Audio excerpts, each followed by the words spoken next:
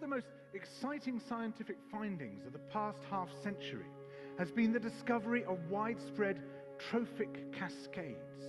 A trophic cascade is an ecological process which starts at the top of the food chain and tumbles all the way down to the bottom. And the classic example is what happened in the Yellowstone National Park in the United States when wolves were reintroduced in 1995. Now, we all know that wolves kill various species of animals, but perhaps we're slightly less aware that they give life to many others. Before the wolves turned up, they'd been absent for 70 years. That the numbers of deer, because there was nothing to hunt them, had built up and built up in the Yellowstone Park, and despite efforts by humans to control them, they'd managed to reduce much of the vegetation there to almost nothing. They'd just grazed it away.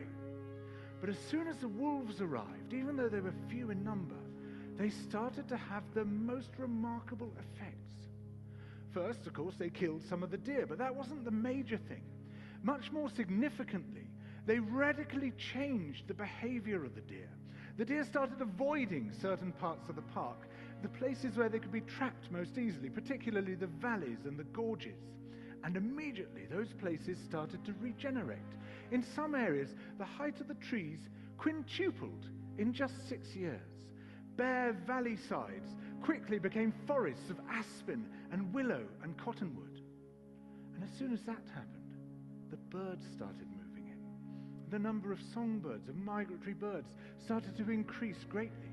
The number of beavers started to increase because beavers like to eat the trees. And beavers, like wolves, are ecosystem engineers. They create niches for other species. And the dams they built in the rivers provided habitats for otters and muskrats and ducks and fish and reptiles and amphibians. The wolves killed coyotes, and as a result of that, the number of rabbits and mice began to rise, which meant more hawks, more weasels, more foxes, more badgers. Ravens and bald eagles came down to feed on the carrion that the wolves had left. Bears fed on it too, and their population began to rise as well, partly also because there were more berries growing on the regenerating shrubs. And the bears reinforced the impact of the wolves by killing some of the calves of the deer. Here's where it gets really interesting. The wolves changed the behavior of the rivers. They began to meander less. There was less erosion. The channels narrowed. More pools formed. More riffle sections, all of which were great for wildlife habitats. The rivers changed in response to the wolves. And the reason was that the regenerating forests stabilized the banks so that they collapsed less often, so that the rivers became more fixed in their course. Similarly, by driving the deer out of some places and the vegetation recovering on the valley sides, there was less soil erosion because the vegetation stabilized that as well. So the wolves, small in number, transformed not just the ecosystem of the Yellowstone National Park, this huge area of land, but also its physical geography.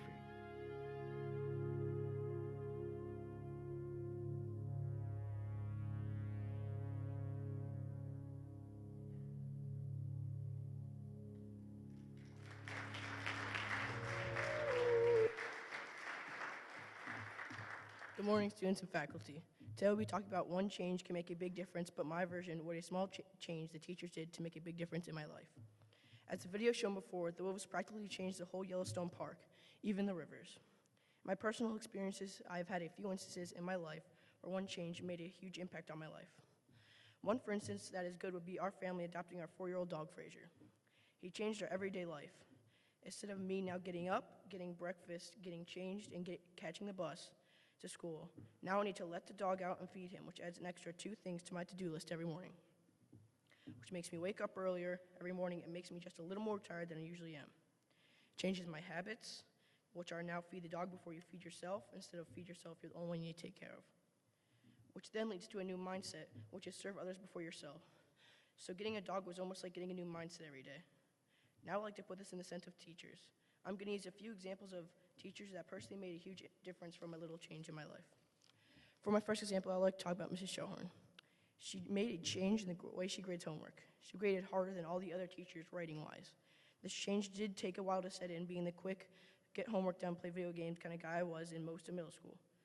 That change made me check over my homework twice, read it twice, made sure it made sense, made sure I didn't leave any details out that she would want. It made an assignment that was 30 minutes for my old homework self turned into a 30-minute deep thinking assignment. Next would be Mrs. Sheldrick. Her small change was applying knowledge in class. I used to just studying and spitting out on tests, then forgetting exactly what I studied for the past week till exams, where I would bring up all my old notes. Instead, this change made me more intent on listening in class and thoroughly understanding it, instead of just writing down notes, not even caring what she's saying. As long as I could get the notes, I would be fine. It made me ponder in class what she was talking about exactly.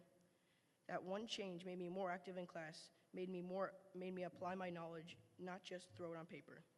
My last example would be Mrs. Vesey. Her change is that she gave us a constant flow of practice sheets.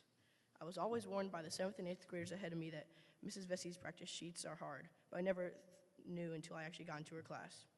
It's not that the practice sheets are so hard, it's just the amount. It made me have to cut out time in my afternoon just for practice sheets. It changed my schedule after I got home, which used to be 10 minutes on math, which turned into 45 plus minutes on practice sheets. That change taught me to manage my time. That lesson she taught me is one I will need through my adulthood. These are only 3 examples of countless. My next personal change would be going to high school. It's a very large change out of all the changes, but I doubt out of all the changes I've had in my life, half of them I doubt I even know that they've changed or influenced me. Truthfully, I am so blessed to have such good teachers and staff. It really makes school actually fun. Some days are harder than others, and it seems the teachers here at Montgomery are always here to catch you if you fall. Which then leads back to this school. I've been here since pre-K, that is 10 years at Montgomery, a decade, and I would not want it any other way. So please, next time someone makes a change, don't look down on it. Instead, think of all the possible outcomes of good that could come out. One small change can make a difference. Thank you and have a great day.